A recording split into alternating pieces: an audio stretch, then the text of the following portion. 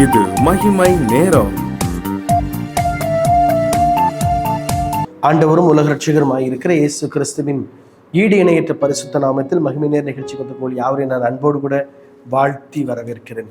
இந்த நாளிலிருந்து தொடர்ச்சியாக வேதத்திலிருந்து சில காரியங்களை நாம் பார்க்க போகிறோம். ஆண்டவருடைய அடைக்கலம், தி லார்ட்ஸ் ப்ரொடெக்ஷன் என்று சொல்லுவார்கள். ஆண்டவருடைய அடைக்கலம்.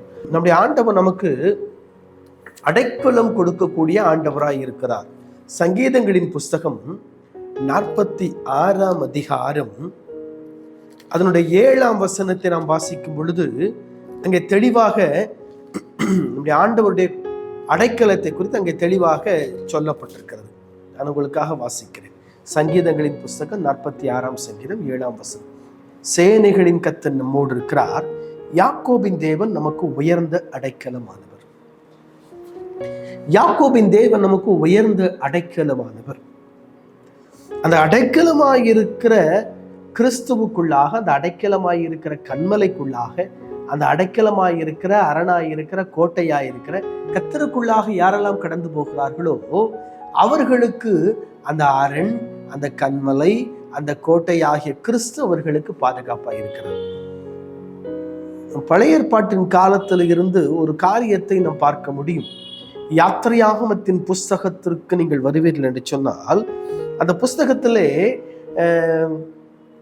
இஸ்ரவேல் ஜனங்கள் அடிமைத்தன வீடாய் இருக்கிற எகிப்தில் இருக்கிறார்கள். அதிலிருந்து அவர்கள் புறப்பட்டு பாலும் தேனும் ஓடுகிற கானான் தேசத்திற்குள்ளாய் ஆண்டவருடைய ஊழியக்காரனாய் இருக்கிற மோசையால் வழி நடத்தப்படுகிறார்கள்.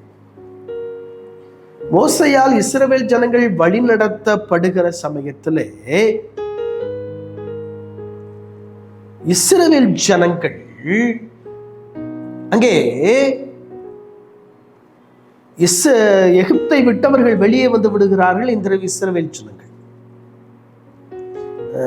விடுதலை பயணம் என்று சொல்லி அதை நாம் பார்க்க முடியும். யாத்திராகமத்தின் புஸ்தகத்துல விடுதலை பயணம்.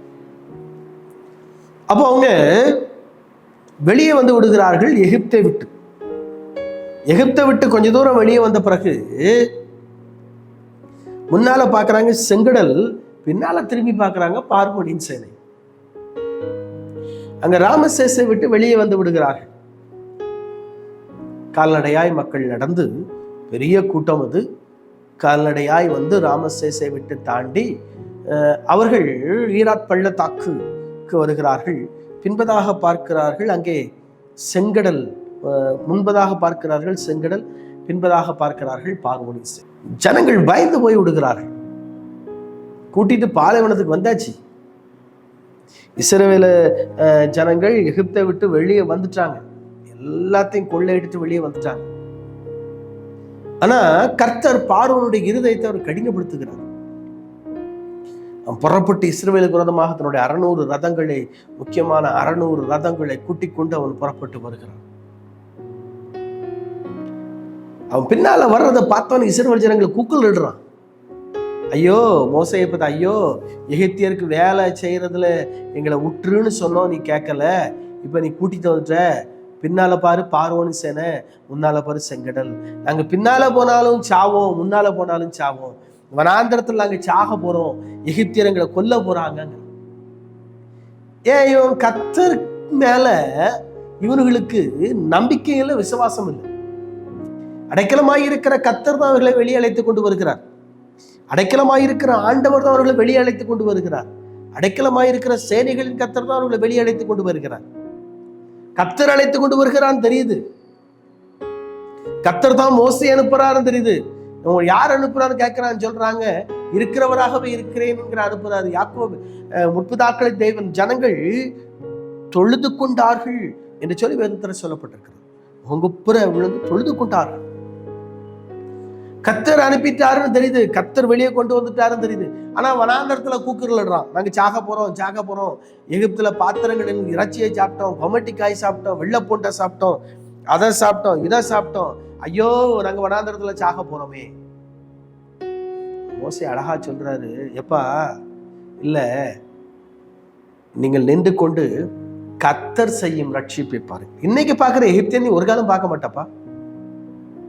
இன்னைக்கு பார்க்கிற எகிப்தியனை நீ ஒரு காலம் பார்க்க மாட்ட. கர்த்தர் உங்களுக்காக யுத்தம் பண்ண போகிறார். அப்படின்னு மோசே சொல்றார். ஆண்டவர்கிட்ட ரெண்டாவது மோசே போறார், ஆண்டவரே நீ ஏன்ட்டப்பா வர்ற, எப்பா செங்கடலை கோலை நீட்டு பாதை ஆட்டோமேட்டிக்கா பிளந்துரும், ஜனங்களை புறப்பட்டு போச்சு, ஜனங்களை போச்சொல்லு, கோலை நீட்டு செங்கடல் பிளந்து விடும், புறப்பட்டு போச்சொல்லு ஜனங்கள். அவ்வளவுதான். இந்த வார்த்தையை கேட்ட மோசே செங்கடலுக்கு எதிராய் கோலை நீட்டுகிறார், கடல் ரெண்டாய் பிளக்கிறது, இஸ்ரவேல் ஜனங்கள் வெட்டாந்தரையின் நடுவாய் கடந்து போகிறார்கள்.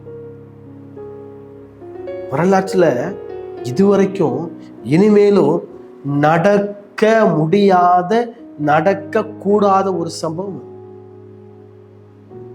யாராவது ஒரு கோலை நீட்டு போய் கடலை பிளக்க முடியுமா? கோலை நீட்டா கடல் பிளக்குமா?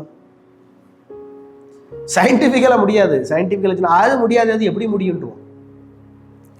சயின்டிபிக்கல் இஸ் நாட் ப்ரூஃப்ட் இட், முடியாது, சயின்டிபிக்கலா முடியாது. எப்படி முடியாதுங்க? கடலை பிளக்க முடியாது. நீங்க மோசே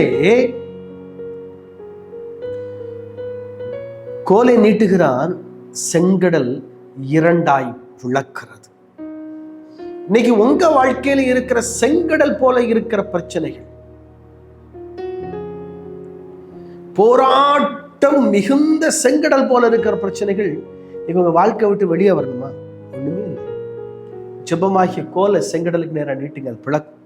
ஆனா அதுக்கு பிறகு பார்வோன் சேனை பின்னால வந்துச்சு. என்னாச்சு? பார்வோன் சேனை செங்கடல் மூழ்கினது, இஸ்ரவேல் ஜனங்கள் அக்கறையை சேர்ந்தார்கள். இன்னைக்கும் அந்த இஸ்ரவேல் ஜனங்களை நிற்கவே முடியலங்க. கர்த்தருடைய ஜெபம், கர்த்தருடைய ஜெபம். நீங்களும் ஜெபமாகி கோலை நீட்டுங்க, உங்களுடைய வாழ்க்கையில் இருக்கிற செங்கடல் போல இருக்கிற பிரச்சனைகள் மாறும். தலைகள் காத்து ஜெபிப்போம். அன்பின் ஆண்டவரே உமக்கு ஸ்தோத்திரம்.